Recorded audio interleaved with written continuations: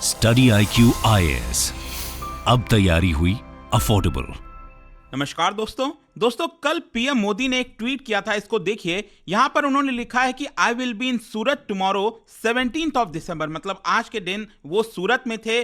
और सबसे पहला काम उन्होंने ये किया कि सूरत के अंदर जो नया एयरपोर्ट है उसका इनॉग्रेशन किया है। देखिए, इसकी वजह से क्या होगा, जो अभी एग्जिस्टिंग एयरपोर्ट है उससे 3 गुना कैपेसिटी बढ़ जाएगी नए वाले एयरपोर्ट की। जैसा कि आप इन तस्वीरों में देख सकते हो, अभी ये न्यूली बिल्ट एयरपोर्ट है। लेकिन इससे भी बड़ी खबर यहां पर यह है, जिसके बारे में काफी चर्चा हो रही है, सिर्फ भारत में नहीं पूरे दुनिया में, क्योंकि दुनिया का सबसे बड़ा ऑफिस स्पेस ये यहां पर पीएम मोदी ने इनॉग्रेट फाइनली कर दिया है। तो इसके बारे में हम डिटेल से जानेंगे, एक एक चीज मैं आपको बताऊंगा कि इसमें खास बात क्या है, कैसे ये हेल्प करेगा। अभी यहां पर जो डायमंड की ट्रेडिंग है वो कहां होती थी, काफी कुछ जानने को है। चलिए आगे बढ़ते हैं, लेकिन उससे पहले ध्यान रखिएगा, आप में से जो भी लोग यूपीएससी की तैयारी कर रहे हैं, कल से हमारा जो SIP plus, that is success in prelims plus का जो प्रोग्राम है, जिससे आपका यूपीएससी प्रीलिम्स 2024 क्रैक हो सकेगा, वो स्टार्ट हो रहा है। इसके अंदर आपको सब कुछ, जितना भी रिवीजन कराना है प्रीलिम्स रिलेटेड, टेस्ट सीरीज, सब कुछ मिलेगा। और इसके अलावा अगर आप यूपीएससी फाउंडेशन लेना चाहते हैं, जिसके अंदर प्रीलिम्स, मेंस, इंटरव्यू,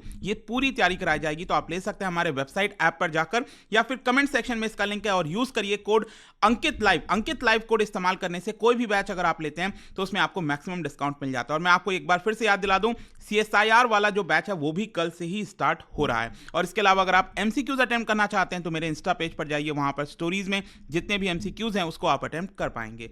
चलिए शुरुआत करते हैं और सबसे पहले ये देखते हैं कि एग्जैक्टली हुआ क्या है। जैसा कि मैं आपको कह रहा था, पीएम मोदी ने इनॉग्रेट किया है न्यूली बिल्ट सूरत डायमंड बोर्ड्स। तो सूरत के अंदर जो डायमंड बोर्ड्स है उसका इनॉग्रेशन किया गया है, उसकी बिल्डिंग का इनॉग्रेशन किया गया है। और खास बात इसीलिए है क्योंकि ये वर्ल्ड का बिगेस्ट ऑफिस स्पेस है, मतलब कैपेसिटी के मामले में अगर आप देखोगे तो ये पेंटागन से भी बड़ा है। क्योंकि सूरत डायमंड बोर्ड्स में आप देख सकते हो करीब 4200, जी हां 4200 डायमंड ट्रेडिंग ऑफिसेज ये यहां पर ओपन किए जा रहे हैं। तो क्वेश्चन अब सबसे पहला यही है कि ये डायमंड बोर्ड्स है क्या होगा इससे। देखो, थोड़ा सा मैं आपको बताता हूं। जैसा कि आपको ये सब तो पता ही है कि सूरत एक हब है डायमंड मैन्युफैक्चरिंग के लिए। मतलब कि जितना भी डायमंड दुनिया में, जहां पर भी डायमंड प्रोड्यूस होता है, अगर आप देखोगे जिसको निकाला जाता है, तो उसको पॉलिशिंग के लिए, उसको ठीक करने के लिए, बेटर करने के लिए अल्टीमेटली वो कहां आता है, वो आता है भारत के गुजरात के सूरत में, जहां पर बड़े स्तर पर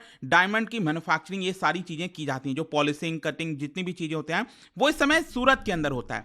लेकिन देखो, वहां पर तो चीजें होती हैं, लेकिन एक्चुअल ट्रेडिंग कहां पर होती है। मतलब कि सूरत में सब कुछ हो गया, वहां से ये डायमंड कहां जाता है जहां पर इसकी फाइनल ट्रेडिंग होती है बायर्स और सेलर्स के बीच में। तो वो अभी प्रेजेंट में आप देखोगे बड़े स्तर पर वो आपको मुंबई के BKC में देखने को मिलेगा। देखो, थोड़े बहुत होते हैं, सूरत के अंदर भी ट्रेडिंग होती है, लेकिन जो सबसे बड़ी ट्रेडिंग होती है बड़े स्तर पर, वो आपको मुंबई के अंदर, ये आप देख सकते हो बांद्रा कुर्ला कॉम्प्लेक्स, ये जस्ट जो धारावी आपने सुना होगा स्लम के बारे में, जिसको भी डेवलप किया जा रहा है, उसके जस्ट पास में ही यहां पर BKC है, जहां पर इसका होता है। और BKC में है एक्चुअली भारत डायमंड बोर्ड्स, ठीक है। जैसे सूरत के अंदर सूरत डायमंड बोर्ड्स खोला जा रहा है इस समय, वैसे ही BKC में आपको मिलेगा भारत डायमंड बोर्ड्स, और वहां पर इसकी जो है इस समय ट्रेडिंग की जाती है। सूरत में भी आप देखोगे कुछ हीरा बाजार वगैरह हैं, वहां पर ट्रेडिंग होती है। लेकिन उसमें प्रॉब्लम क्या है कि बताया जाता है कि बहुत ज्यादा सिक्योरिटी नहीं है। कुछ मर्चेंट्स तो क्या करते हैं, ट्रांजैक्शन जो है वो स्ट्रीट पर ही हो जाता है। तो इसकी वजह से कई सारे प्रॉब्लम आ रही थी। और कहीं ना कहीं इसी को ध्यान में रखते हुए कि जितना भी डायमंड का पॉलिशिंग, कटिंग, जो भी कुछ जब सूरत में ही होता है, तो उसका ट्रेडिंग क्यों ना सूरत में ही रखा जाए। क्योंकि आपको एक इंटरेस्टिंग चीज बताता हूं, जो यहां पर क्या होता है ना कि मान लो सूरत में जितना भी मैन्युफैक्चरिंग, कटिंग, पॉलिशिंग, जितना भी सब कुछ हुआ, फिर उसके बाद क्या होता है, जो अंगड़ियाज होते हैं वो सूरत से डायमंड को है मुंबई ले जाते हैं, और वो भी ट्रेन के माध्यम से, और करीब 4-4.5 घंटा लग जाता है। तो इसकी वजह से कई सारे इश्यूज सामने आ रहे थे। और इसके अलावा यहां पर जो मुंबई के अंदर ये जो BKC मैंने आपको बताया, ये one of the costliest place है ऑफिस स्पेस के मामले में, जिसकी वजह से खर्चा वगैरह भी बहुत ज्यादा हो रहा था। तो इन्हीं सारी चीजों को ध्यान में रखते हुए सोचा गया कि ये जो डायमंड बोर्ड्स है उसको सूरत में ओपन किया जाए, और सबसे लार्जेस्ट ये बनाया जा रहा है। अगर हम सूरत डायमंड बोर्ड्स के खास बात करें कि कितने एरिया में फैला है, क्या है, तो आप देख सकते हो सूरत के अंदर यहां पर एक डिस्ट्रिक्ट को डेवलप किया जा रहा है जिसका नाम है ड्रीम सिटी, ठीक है, डायमंड रिसर्च एंड मर्केंटाइल। ये अगेन आप देख सकते हो ये सूरत है। और आपको ये भी पता होगा कि जो तापी रिवर है वो आपका सूरत से होते हुए गुजरती है। तो यहाँ पर सूरत के एकदम सेंटर के लगभग आप देख सकते हो जो ड्रीम सिटी है, diamond research and mercantile city, उसको डेवलप किया जा रहा है। और वहीं पर 66 लाख स्क्वायर फीट में फैला जो सूरत डायमंड बोर्ड्स है वो ओपन किया गया है। इनफैक्ट यहाँ पर जो दिल्ली बेस्ड मॉर्फोजेनेसिस जिन्होंने इसको डिजाइन किया है इस पूरे बिल्डिंग को, उन्होंने कहा है कि ये यूनाइटेड स्टेट्स के पेंटागन से भी बड़ा होगा। मॉर्फोजेनेसिस ने ही इसको डिजाइन किया है और इन्होंने गिफ्ट सिटी में जो बीएससी टावर है उसको भी किया है, अहमदाबाद में जाइडस। तो कई सारे मतलब एक बहुत ही बड़ा फर्म है मॉर्फोजेनेसिस जो डिजाइन करता है बिल्डिंग्स वगैरह की, तो वो उन्हें किया है। फिर इसके अलावा यहां पर आप देख सकते हो कि अब ये बताया जा रहा है कि सूरत डायमंड बोर्ड्स में 4200 ऑफिसेज होंगे और कुछ ऑफिस 300 स्क्वायर फीट से लेकर बड़े ऑफिसेज भी हैं 7500 स्क्वायर फीट तक फैला हुआ। तो इस तरह के टोटल 4200 ऑफिसेज हैं। और डायमंड बोर्ड्स में जो सूरत डायमंड बोर्ड्स है उसमें टोटल 9 टावर्स हैं। ये अगेन आप पिक्चर्स में देख पाओगे अच्छे से, एक एक करके आप देख सकते हो। 1 2 3 4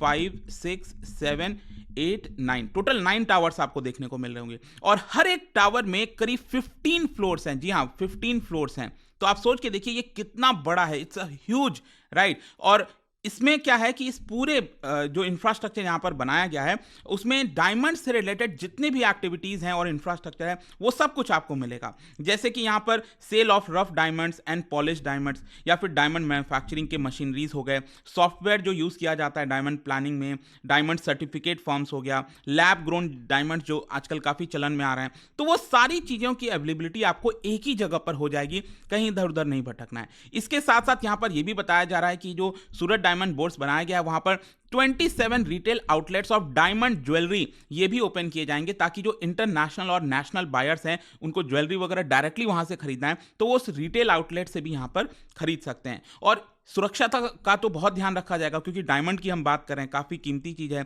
तो 4000 से ज्यादा सीसीटीवी कैमरास इसको इंस्टॉल किया गया है अलग अलग लोकेशंस पर। और बताया जा रहा है कि यहाँ पर जो एसडीबी मैनेजमेंट कमेटी है जो इसका पूरा देखभाल करेगी वो यहाँ पर बायोमेट्रिक डिटेल्स ले रही है हर एक एम्प्लॉयज की। जो भी एम्प्लॉयज वहां पर होगा हर एक उसका बायोमेट्रिक डिटेल्स होगा और डेली बेसिस पर जब वो वहां पर आएंगे कॉम्प्लेक्स में तो जस्ट उनको एक वेव ऑफ हैंड करना, हाथ हिलाना है और वो ओपन हो जाएगा, वो एंटर कर पाएंगे। तो वो सुरक्षा का काफी कड़ा इंतजाम जो है वो रखने की कोशिश की गई है। अब क्वेश्चन यहां पर यह भी है कि कब से इसको बनाना स्टार्ट किया गया था, कैसे कंप्लीट हुआ, वो मैं आपको बता देता हूं। देखो इसका जो फाउंडेशन स्टोन है सूरत डायमंड बोर्ड्स का, तो उस समय की जो चीफ मिनिस्टर ऑफ गुजरात थी आनंदीबेन पटेल, आपको पता होगा इस समय गवर्नर है उत्तर प्रदेश के, तो उनके द्वारा ये फाउंडेशन स्टोन ले किया गया था। और जो कमिटी मैंने आपको बताया ना जो इसका पूरा देखभाल कर रही है, उन्होंने यहां पर लैंड परचेज किया था गुजरात गवर्नमेंट से लगभग 627 करोड़ में। और फाइनली उन्होंने मॉर्फोजेनेसिस, मैंने आपको बताया जो डिजाइन फर्म है, उनको यहां पर इसका पूरा जो प्रोजेक्ट डिजाइनिंग का काम है वो सौंप दिया था, अपॉइंट कर दिया था। और जो जनरल कमिटी के मेंबर हैं उनका कहना है कि जितने भी 4200 ऑफिसेज हैं सूरत डायमंड बोर्ड्स में उन सभी को बेच दिया गया, they have already been sold. और बताया जा रहा है कि की वजह से करीब 1 लाख से ज्यादा लोगों को डायरेक्ट एम्प्लॉयमेंट मिलेगी। और फाइनली इसका कंस्ट्रक्शन का जो पूरा काम है मैं आपको बता दूं, अहमदाबाद बेस्ड फर्म है पीएसपी प्रोजेक्ट, उनको दिया गया। इसका कंस्ट्रक्शन का काम 2017 में स्टार्ट हुआ और 5 साल के अंदर, डिस्पाइट पेंडेमिक 5 साल के अंदर इसको पूरा कंप्लीट कर लिया गया। इसका टोटल जो लागत आया है करीब 3200 करोड़ के आसपास बताया जा रहा है। और थीम्स अगर आप देखोगे इसके लैंडस्केप का तो 5 तत्व पर बेस्ड है, दैट इज जो 5 एलिमेंट्स ऑफ नेचर होते हैं ना, air, water, fire, earth and sky, उसके ऊपर ये पूरा बेस्ड है। अब देखिए इसकी वजह से एक और चीज बताया जा रहा है कि जो सूरत के लोकल बिजनेसमैन हैं उनको काफी हद तक इससे फायदा हो सकता है। मैं आपको बताता हूं कैसे। देखिए जो बड़े मर्चेंट्स हैं, डायमंड्स के जो बड़े बड़े मर्चेंट्स हैं जो सेलिंग करते हैं उसकी, तो उनके पास तो काफ़ी पैसा है। तो वो मुंबई में जो बीकेसी मैंने आपको बताया वहाँ पर उनका ऑफिस है और वो उसको अफोर्ड कर सकते हैं, बहुत ज़्यादा कॉस्टली होता है। लेकिन सूरत के जो लोकल जो बिजनेसमैन हैं उनके लिए तो बीकेसी में ऑफिसेस को ओपन करना काफ़ी मुश्किल हो जाता था, बहुत ज़्यादा महंगा पड़ता था। तो उनके लिए एक अपॉर्चुनिटी आ गई है कि वो सूरत में भी अब अपने डायमंड्स को डायरेक्टली सेल कर पाएंगे। एक ये बड़ी चीज़ है। लेकिन इसके साथ साथ कुछ और भी प्रॉब्लम्स भी हैं यहां पर जिसके बारे में आपको पता होना चाहिए। प्रॉब्लम्स क्या है अभी के लिए बताया जा रहा है कि जो इंटरनेशनल बाइंग एंड सेलिंग होती है ना, तो मुंबई तो आपको पता है कि इंटरनेशनल कनेक्टिविटी उसकी बहुत अच्छा है, डायरेक्टली लोग मुंबई में आते हैं, एयरपोर्ट काफ़ी बिजी रहता है और वहाँ से चले जाते हैं। अब प्रॉब्लम क्या है कि सूरत में अभी उस तरह का इंफ्रास्ट्रक्चर नहीं है।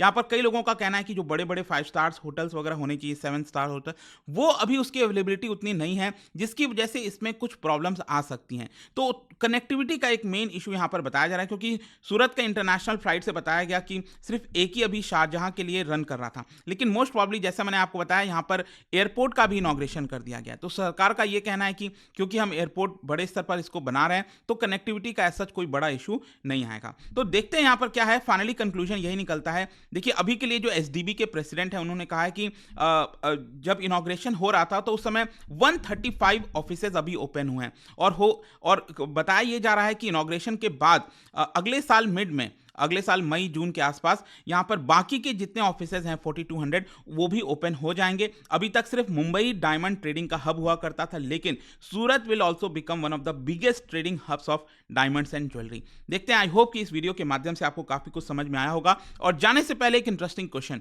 क्या बता सकते हो, क्योंकि हम डायमंड वगैरह की बात कर रहे हैं, क्या बता सकते हैं कि which among the following will happen if we burn graphite को अगर हम बर्न करेंगे तो इनमें से कौन सा ऑप्शन सही रहेगा, उसके बाद क्या होगा? इसका राइट आंसर आप सबको पता है, मेरे इंस्टाग्राम पर तो मिलेगा ही, वहां पर अगर आप नहीं, कोई बात नहीं, टेलीग्राम से ले सकते हैं इसका सही उत्तर। मैं कई सारे जो एमसीक्यूज हैं वो यहाँ पर स्टोरीज में डालता रहता हूँ। बाकी अगर आपको पीडीएफ चाहिए तो टेलीग्राम पर आइए, सोशल मीडिया पर आप जुड़ पाओगे। और जैसा मैंने आपको बताया, यूपीएससी की अगर आप तैयारी करो, just use this code Ankit live to get maximum discount. कोई भी बैच लेना हो, कल से हमारा एसआईपी वाला बैच और सीएसआईआर वाला दोनों स्टार्ट हो रहा है। आई होप कि वीडियो आपको पसंद आया होगा। मिलता हूं आपसे next time. Till then, thank you very much, see you soon. Study IQ IAS, अब तैयारी हुई अफोर्डेबल।